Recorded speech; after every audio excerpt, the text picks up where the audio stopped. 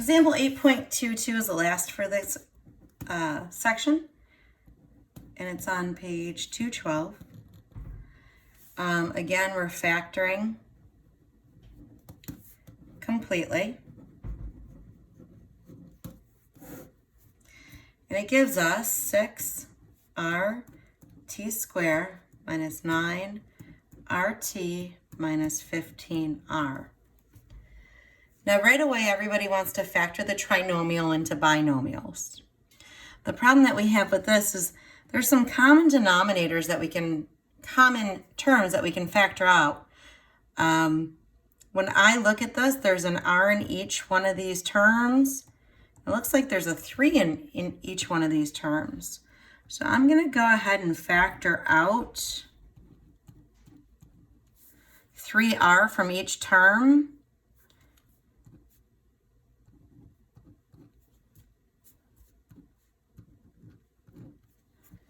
Now all of a sudden we have a trinomial that looks a little bit easier to work with. And if you're not sure if you did that correctly, 3r times 2t squared, 3 times 2 is 6, rt squared. 3 times 3 is 9, rt. 3 times 5 is 15r. So we did that correctly. All you have to do is redistribute this into our trinomial. Now when we're dealing with this trinomial, when we're going to factor it, we're only going to factor the trinomial. We're going to continue to write the 3r, but just factor the trinomial. So we're going to go ahead with our leading, with our cheat sheet that factors with a leading coefficient. And we're going to read step 1, look at the second sign. If positive, it's not. So we're going to go to the second step. It says, look at the second sign. If negative, our quantities will be positive, negative. We still have to bring down that 3r. So that was step 2. Step 3 says factor third term. So the only factors of 5 are 1 and 5. 2 is a prime number, so we only have to worry about 2. So it's either going to be 2 and 5 or 1 and 10. So on here, it says factor, we're on number 4, factor third term, multiply the leading coefficient, right here, the 2, by each factor in the third term. These are each factors in the third term, all right? If second sign is negative, which it is, subtract the factors to equal the second term. So we're looking for 3. So it's going to be 2 and 5. Now, you ask me, why is that significant if we can only use 1 and 5? That we know that the 1 and the 2 either have to be inner or outer together.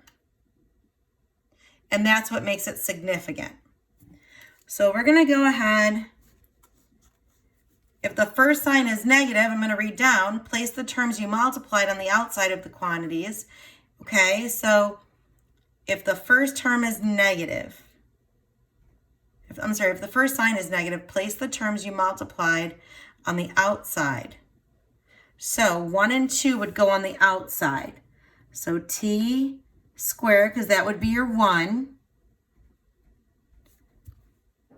2t squared, and then 1.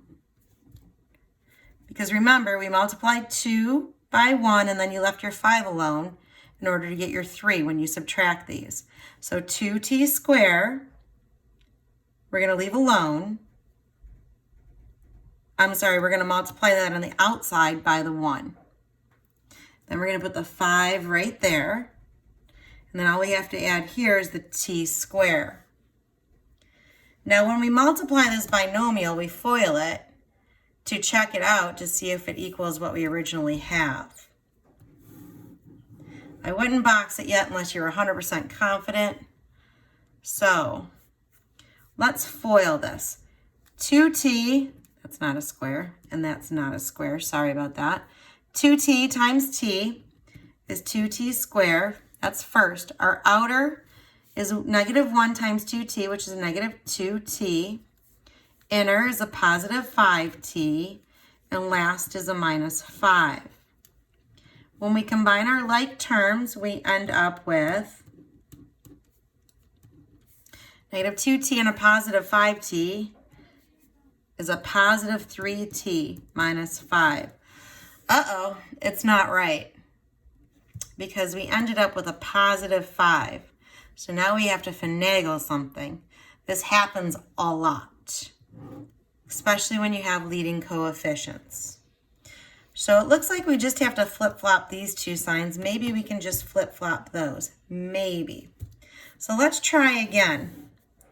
3r 2t minus 5t plus 1. Now let's FOIL this. 2t times t is 2t squared. That's your first.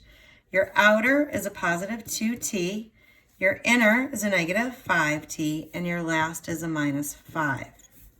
When we combine our like terms, we end up with 3r times the quantity of 2t squared minus 3t minus 5. That looks just like this.